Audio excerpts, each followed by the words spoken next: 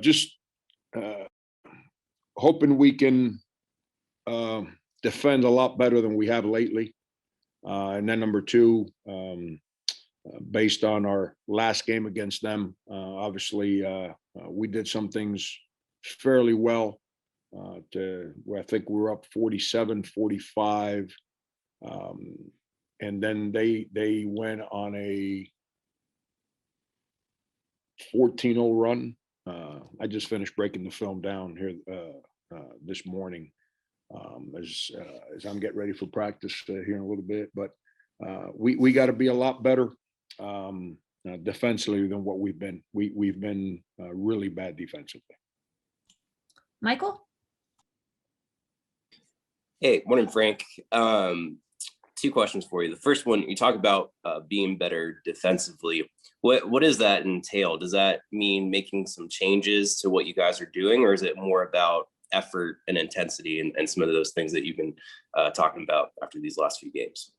Yeah, I mean, we already made changes. I mean, there's not too many more strategies that we can keep changing. They're a very physical basketball team, Mississippi State, and they set hard screens, and we have to find the resolve to get through those screens and not give in the contact, and we have to find the resolve to play better as far as the guy on the ball guarding, because they're going to ball screen.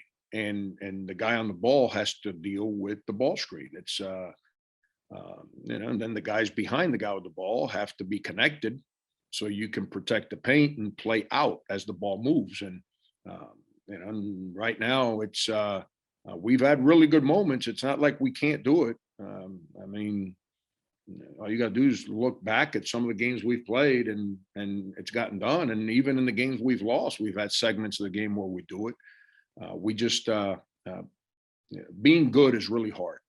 Being good, and we've been a real good basketball team here for a while, and we've always had the resolve to deal with those moments, and right now trying to find that resolve continues to be a daily challenge. And I'm right in the middle of it right now, and I'm not into blame games or excuses and all that stuff. But it's the first time in my head coaching career that this late in the season, we continue to struggle to find the resolve to deal with those difficult moments of games. And then the second question for you, anything new on Jermaine's status? Do you know when he might be back for you guys? Yeah,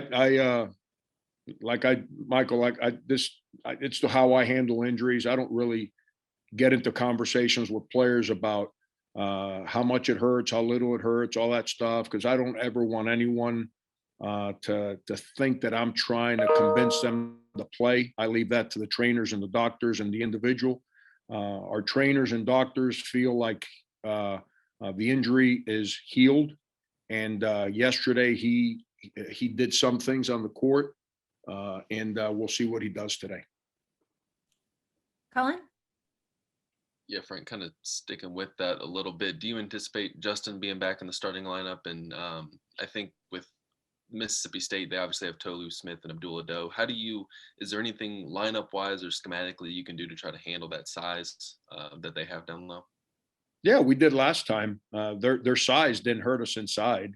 Our inability to defend on the perimeter, DJ Stewart in particular, that's what killed us last time. I mean, we just we had we were doing a halfway decent job, and then they kept running their stuff and kept hitting us, and we just eventually wilted. And when we wilted, they jumped up and made shots. Now give them credit. They number 20 Fontaine, I believe is his name. He jumps up, makes a three. Number 5, we lost him one time. He jumps up, makes a three. He drives it, shoots it over the top of somebody and scores. DJ Stewart basically didn't miss a shot, and he's not a 3-point guy, but he didn't miss a shot. So give them credit. They made shots, but we've got to be.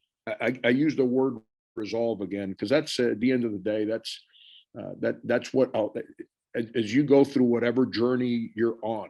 whether it's in basketball or life, you got to have the resolve to get up and do it again and do it again and do it again. And right now, we do it, but we're lacking that resolve to go do it again. And that's why winning is so hard. Winning is as hard as I've said this since I was young, Colin. It's easy to lose. It's really hard to win.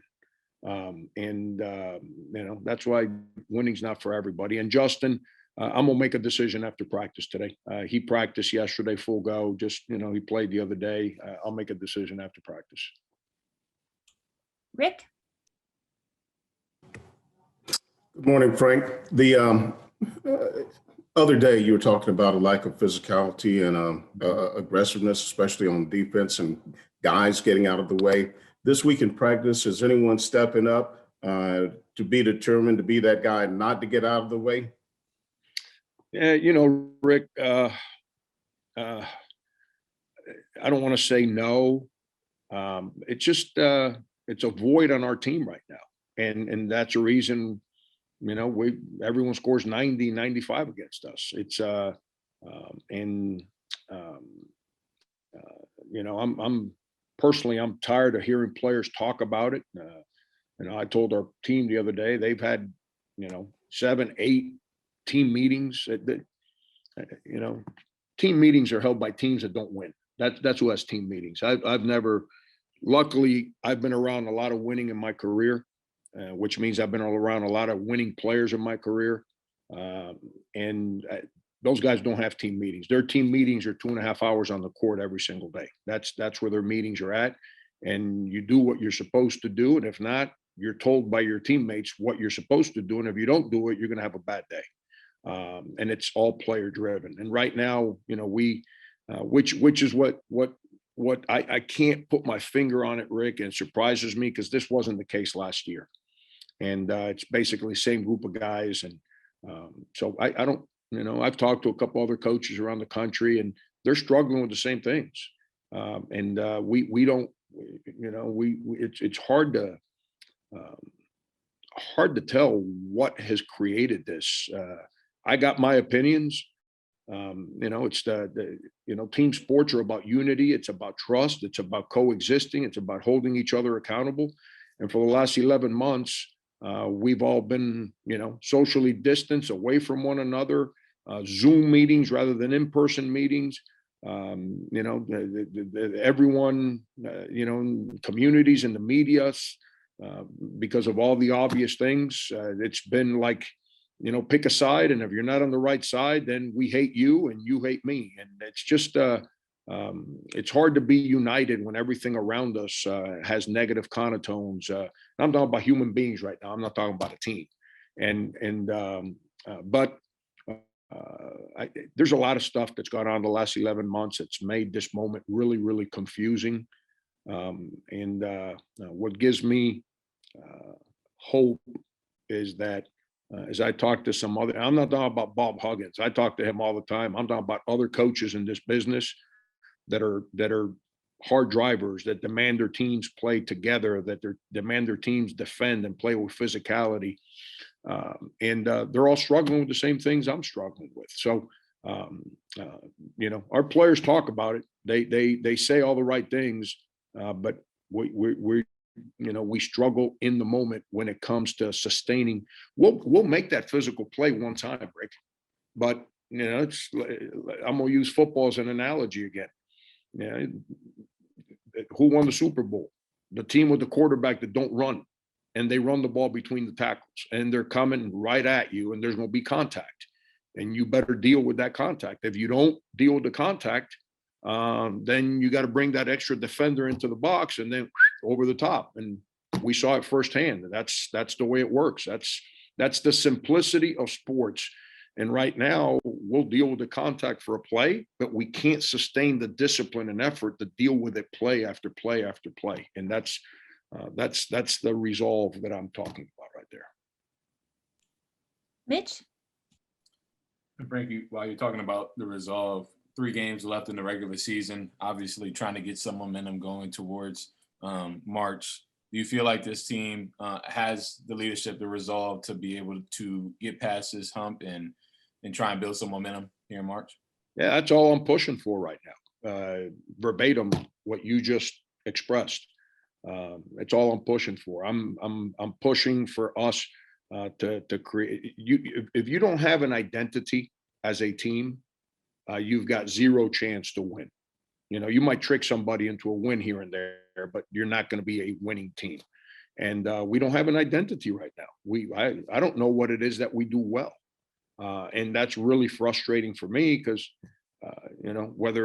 whether people like me or not, whether people agree with my X's and O's or who I am as a coach or whatever, it is what it is. It's a great country. We get to have our own opinions about everything. It's what makes it awesome. I'm not here to tell people what they should think of who I am or how we play. But my teams for 14 years have had a personality and have had an identity as to how they play. And all you got to do is pick up the phone and call any coach in the country at your discretion and ask, when you think of a Frank Martin team, what do you think? And it's pretty much the same opinion across the board. And this year, we're the furthest thing from any of those teams that we've had in the past. And so right now, everything's about verbatim what you just said, trying to take advantage of a difficult moment, to find leadership. Not anybody can talk. Leadership is connecting actions and words. If your words and your actions don't connect, then that's not leadership. That's hollow. And we're trying to find that. We're trying to find that identity, that consistency, that resolve. And that's all I've been pushing for here for the last 3-4 weeks. And unfortunately, we're still scrambling trying to find all that. Dick?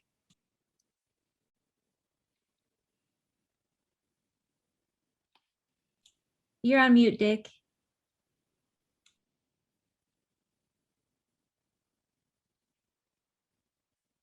Okay, I'm sorry. I lost my thing there. Frank, games, as you've talked about too, basically are a series of runs. And looking back, the big runs have killed you in most of the games. Have you seen any tendencies of what's causing the big runs? Is it quick shots, maybe bad possessions, or what have you seen in looking at the big runs that have killed you so far this year? Yeah. Our inability to make shots, we're very inconsistent at that. Number two, when we're struggling, we tend to play a little bit selfishly and quick offensively, which is lack of trust, not trusting in your structure, not trusting in your teammates. So you think you have to go do it yourself. And defensively, it's the stuff that we've been talking about. We hit those moments where we play really good teams with really good players, and they're going to come down and make 2-3 hard shots in a row. And you got to have the resolve to overcome that moment. And instead we hang our heads, and if you hang your head, you're done. And those are the stretches that we continue to battle during games, is that we do those things on offense. We don't make consistent shots. We struggle scoring in the paint. Heck, we're 15 games in, how many games we played. And all you got to do is pay attention. That we don't score the ball in the paint real good. It doesn't mean you don't get it in the paint. When we get it in the paint, scoring in the paint has been a challenge for this team. And then defensively, you can't hang your head. You can't give in. And unfortunately, we've had those moments, definitely in the last 5 games, starting with that Mississippi State game. And that's what's done us in this 5-game losing streak. Exactly what you just said. John?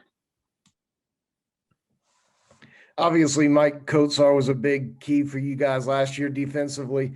Y'all were one of the top defensive teams in the league last year, and now one of the bottom teams in the league. Is he a big missing piece, or is it things that y'all are doing execution wise? Is it more personnel, or is it more execution? Both.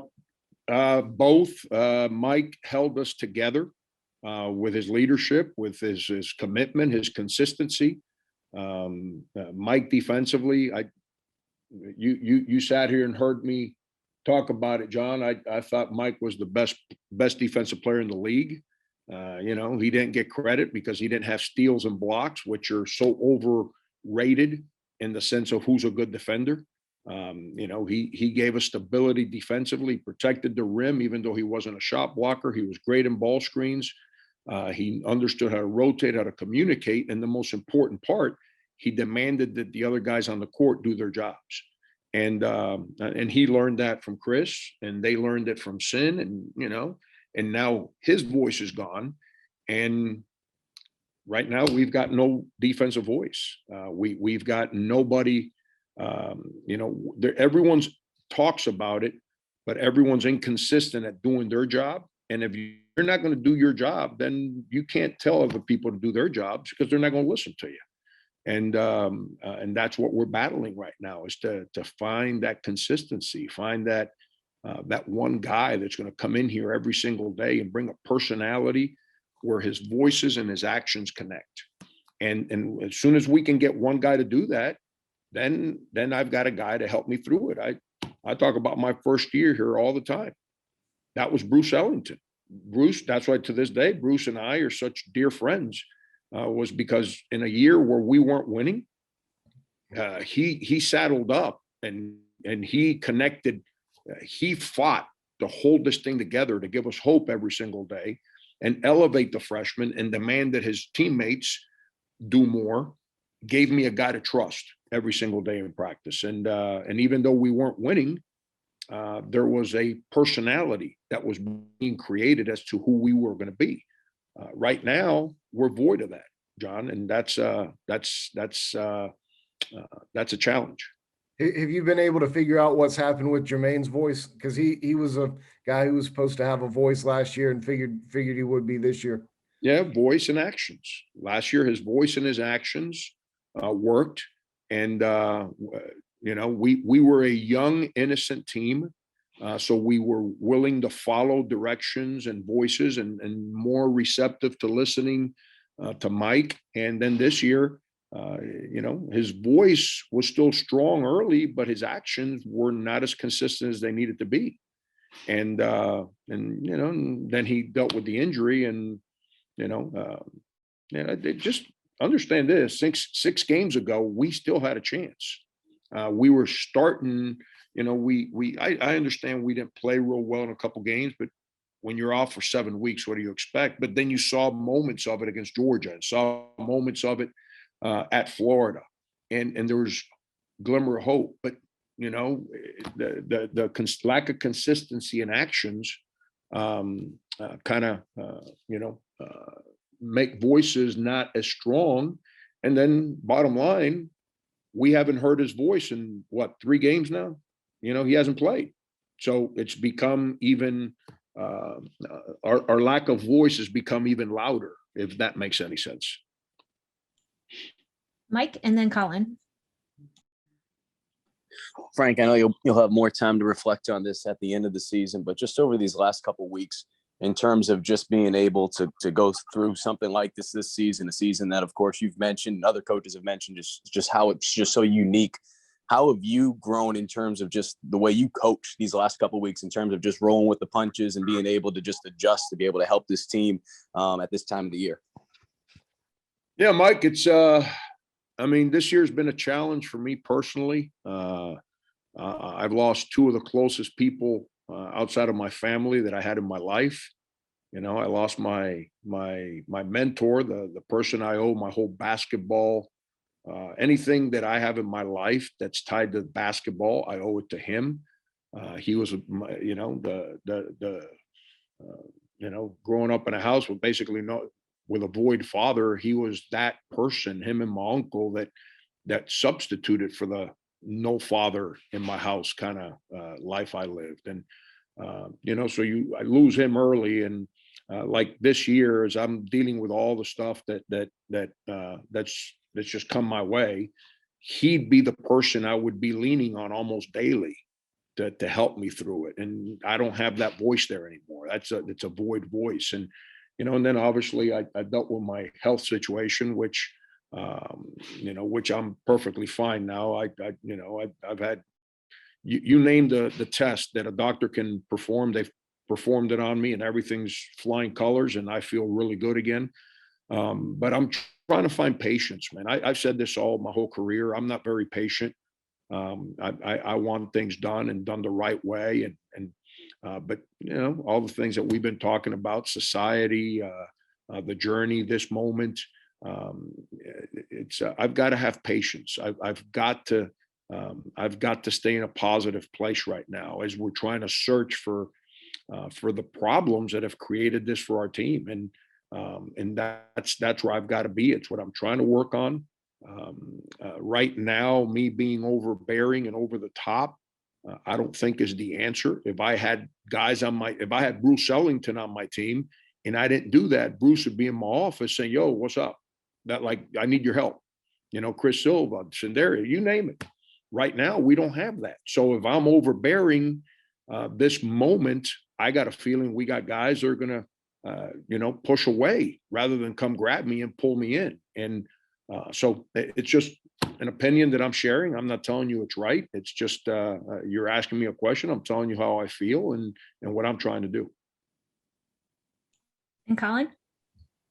Frank, two questions for, I guess, over these next 3 games. What do you want to see from your team from a personality standpoint, from an on-court standpoint, that makes you happy about the progress this team will make at the end of the year and then going into, I guess, now 2021?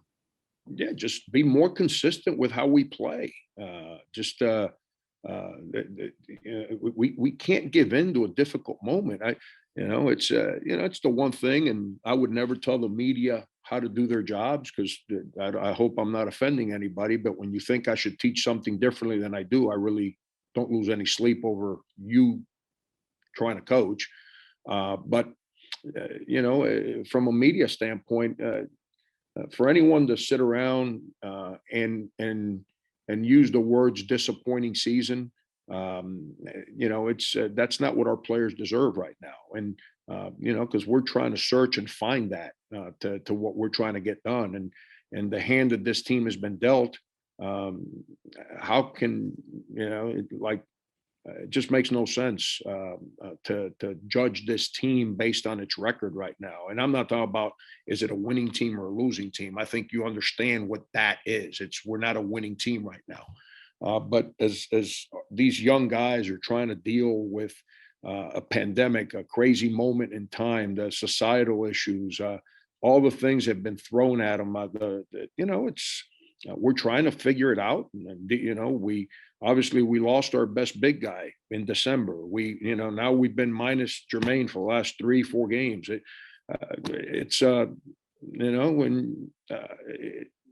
We're trying to find an identity. I want everyone to grow from this moment whenever it's time to say, okay, it's over and change the channel to the off season.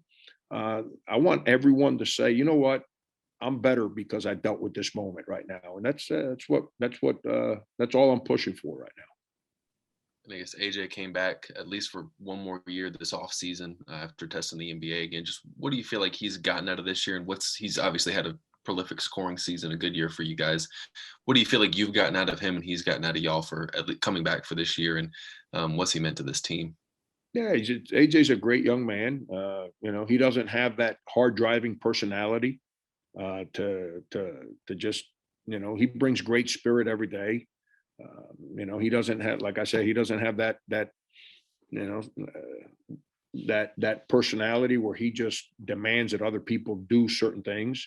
And then as a player, yeah, he's scored and all that, but like I just spent some time with him yesterday. He's like dying to figure out what he can do to help us get better at some of these things that we've been talking about right now. And it's like I keep telling him, I'm like, you're scoring 20 points a game, but at the same time, there's some plays that you have to be better at. When you talk about defensively, it's 3 years. He can't be the guy that the other team picks on offensively. And, if he's got a matchup, whether it's DJ Stewart or Molinar or whoever it may be, you know, he's gotta step into that moment and be willing to deal with that that competitive scenario. And you know, he in the game the other day, there's 2 loose balls when we had cut it to 7 that are right there, and he's got a chance to go after both, and he kind of stood there and let somebody else go after him, and they get him and they score both times, and now 7 becomes 12 because they made a 2 and a 3 off those 2 plays. And you know, so those are things he's got to do better, and those are moments that are only going to help him continue to grow as a player, and he's willing to embrace those things. That's why he's in here talking to me like, help me out here, I want to do better, I want to help, you know, what are the things I can do, you know. And so he's an awesome dude. He at the end of the day, I feel bad, I don't feel bad for him. I feel bad that people go through difficult times, that things aren't as easy as maybe they picture it to be in their heads. But that's where I have to stay positive, so they comprehend that at the end of the day, man, when you're a good human being, everything works out, and that's the most important thing for him right now is don't change who he is to his core, embrace the things he's got to be better at, and continue to grow. And you know, 2 months from now, he'll be so much better as an individual and a player because he went through this.